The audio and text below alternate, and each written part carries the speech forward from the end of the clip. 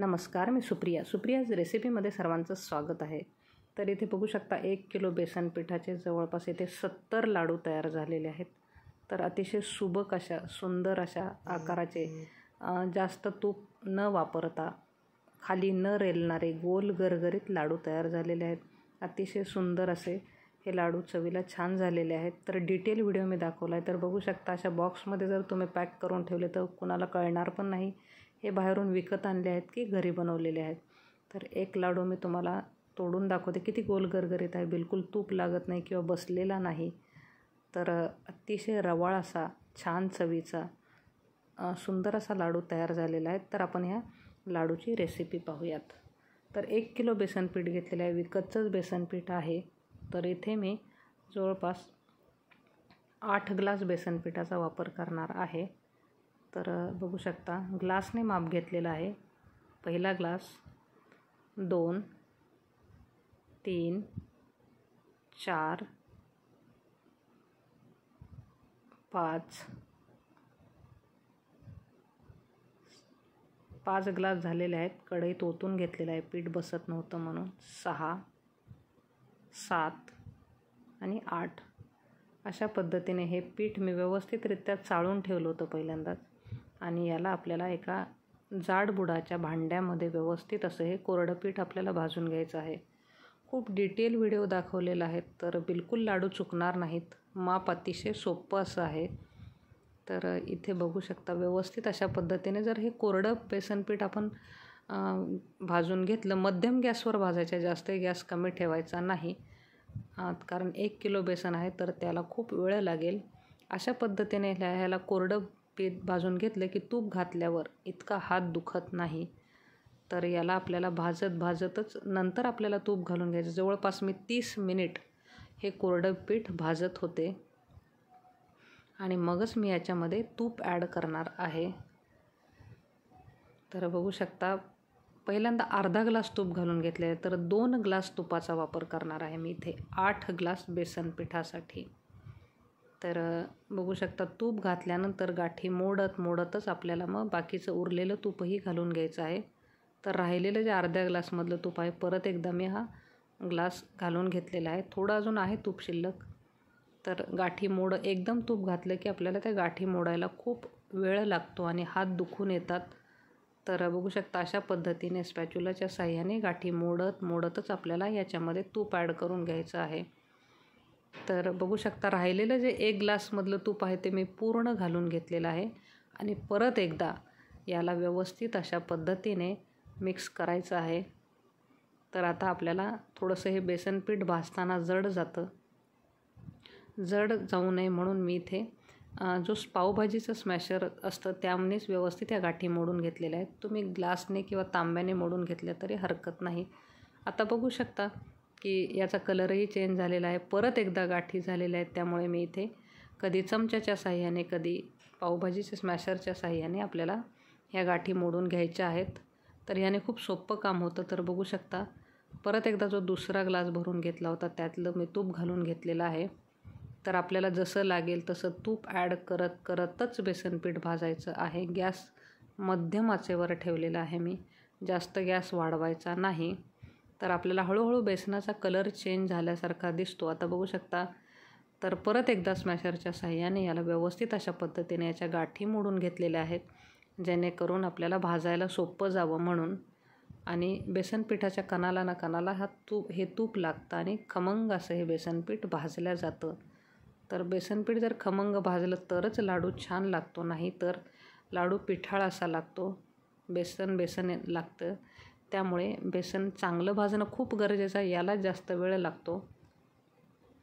तर जवळपास मी 20 मिनिट झाले आहेत की पहिलं कोरडं आधी अर्धा तास भाजलं पीठ, परत याला 20-25 मिनिट झाले आहेत। तोपर्यंत गाठी मोडतच मी या स्पॅच्युलाच्या साहाय्याने हे बेसन भाजत आहे।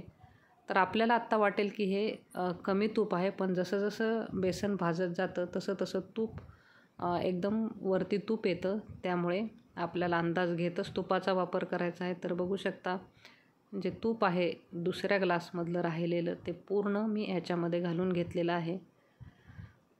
फार तर 1-2 चमचे तुम्हाला जास्त कमी लागू शकतं, पण जवळपास माप खूप सोपं आहे.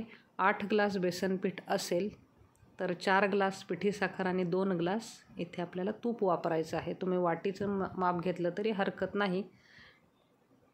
तर अशा पद्धतीने बघू शकता आता छान तुपाची ग्लेज याला दिसायला लागलेली आहे. जसं जसं बेसन भाजत जातं तसं तसं अशा पद्धतीने याला भाजायला वेळ लागतो. तर गॅस मी बिलकुल मोठा केलेला नाही, मध्यम गॅसवरच मी कंटिन्यू हलवत आहे. तर अशा पद्धतीने छान जसा कणकेचा गोळा तयार होतो. तर इथं केसरचं पाणी आहे. इथं केसरचं पाणी मी ॲड केलेलं आहे. इथं केसरच्या ज्या काड्या आहेत 7-8 त्या गरम पाण्यामध्ये भिजत घातल्या होत्या. याने काय होतं की लाडू टाळाला चिकटत नाही आणि कलरही लाडूला छान येतो आणि लाडू चवीलाही खूप छान लागतात. पाहिजे तर तुम्ही दूध वापरू शकता. अगदी छोटीशी वाटी जी नैवेद्याची वाटी असते तर त्याच वाटीने मी इथे केसरच्या काड्या गरम पाण्यामध्ये भिजून घातलेल्या आहेत. तर बघू शकता पीठ लगे फुललेलं आहे छान. जवळपास छान याचं असं वर फुगून वर आलेलं आहे आणि परत एकदा हे आपल्याला खूप जड जाणार आहे भाजण्यासाठी. जसं पहिल्यांदा तूप घातल्यावर जड गेलं तसंच आपल्याला परत एकदा पाणी घातल्यानंतर हे जड जातं आणि परत एकदा ते हलकं होईपर्यंत आपल्याला भाजून घ्यायचं आहे. म्हणजे पाण्याचा पूर्ण अंश या बेसन पिठातनं नाहीसा होतो आणि आपले लाडू खूप दिवस टिकतात. जर तुम्ही दूध वापरत असेल तरी सुद्धा हे बेसन पीठ भाजणं खूप गरजेचं आहे. नाहीतर बेसनाचे लाडू टाळाला चिकटतात. तर अशा पद्धतीने आता याला परत एकदा छान 20-25 मिनिट मी व्यवस्थित हलवून घेणार आहे मिक्स करून. तुम्ही बघू शकता जसं जसं भाजत आहे तसं तसं हे पीठ मला हलकं लागत आहे आणि स्पॅच्युला असा नाही तर एका हाताने जवळपास हा लवकर रेटत नव्हता आणि व्यवस्थित अशा पद्धतीने हे बेसन मिक्स होत नव्हतं. पण जसं जसं याला भाजत आहे बेसन हलकं होत आहे आणि स्पॅच्युला फिरवायला मला बघू शकता कसं पटपट असा चमचा फिरतोय तो. तर हीच ती ओळख आहे आणि आपलं बेसनाचा कलरसुद्धा बघू शकता.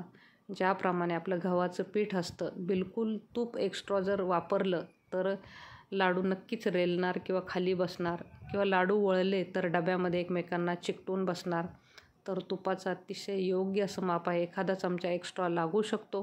तर अशा पद्धतीने किती सुंदर असा हा कलर आलेला आहे. तर बघू शकता तसं बेसन भाजायला वेळच लागतो. बिलकुल कुठलंही काम सोपं नाही, लगेच्या लगे होणार नाही.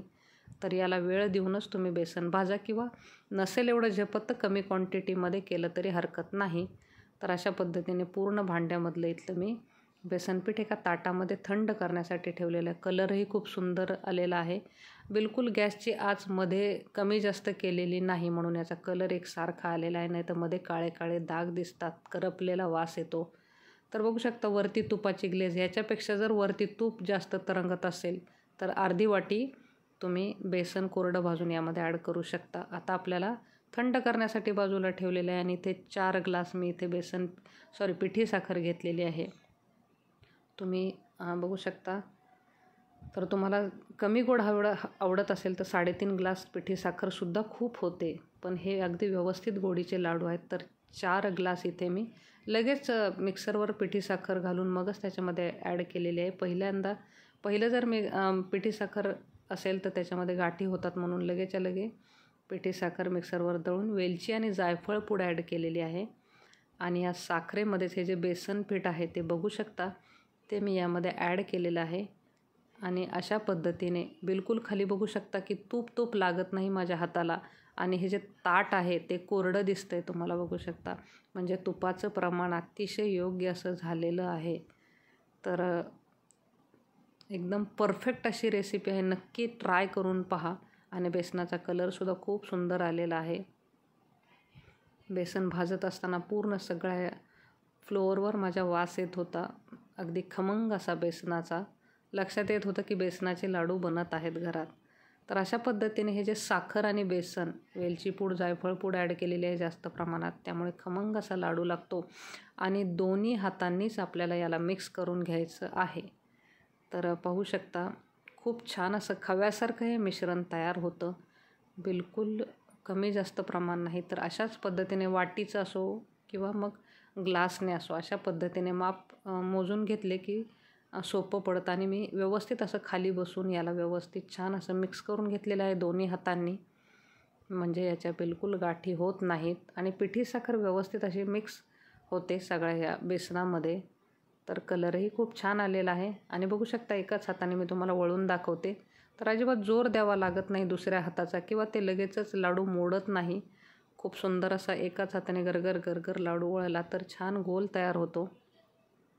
मी दाखवते किती छान असा गोल तयार झालेला आहे आणि याला थोडीशी चमक येण्यासाठी हातावरच गोल केलं तर हा लाडू खूप सुरेख दिसतो आणि छान याला अशी छान ग्लेज येते. तर कोणीतरी म्हणेल का हा लाडू घरी बनवलेला आहे. अगदी बाहेरच्या लाडू सारखेच हे लाडू तयार होतात. इथे थोडेसे मनुका ॲड केलेले आहे. ऑप्शनल आहे, नाही घातलं तरी हरकत नाही. पिस्ता घातलेला आहे, पिस्त्याचे काप करून घेतले होते ते पण मी यामध्ये ॲड केलेले आहेत. आणि अशा पद्धतीने परत एकदा हे चमच्याच्या साहाय्याने हे मनुका आणि पिस्ता मी या मिश्रणामध्ये मिक्स करणार आहे. तर बघू शकता खूप सुंदर असं पीठ, अगदी खव्यासारखं पीठ तयार झालेलं आहे. तूप जास्त नाही किंवा कोरडंही नाही.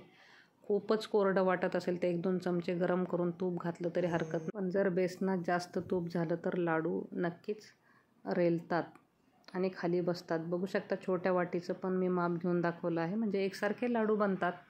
मला त्याची गरज नाही, दाखवण्यासाठी मी इथे वाटीचा वापर केला आहे. तर अंदाज आपल्याला कळतो हातामध्ये किती पीठ आल्यावर किती लाडू होतात. मनुका थोडी चपटी करून मगच त्यामध्ये घालायचे म्हणजे व्यवस्थित अशा पद्धतीने पिस्ता आणि मनुका बसतात. तर अशा प्रकारे मनुका प्रेस करत करत याला थोडंसं आपल्याला दाबून घ्यावं लागतं जरा. हे आपल्याला बसत नाही व्यवस्थित.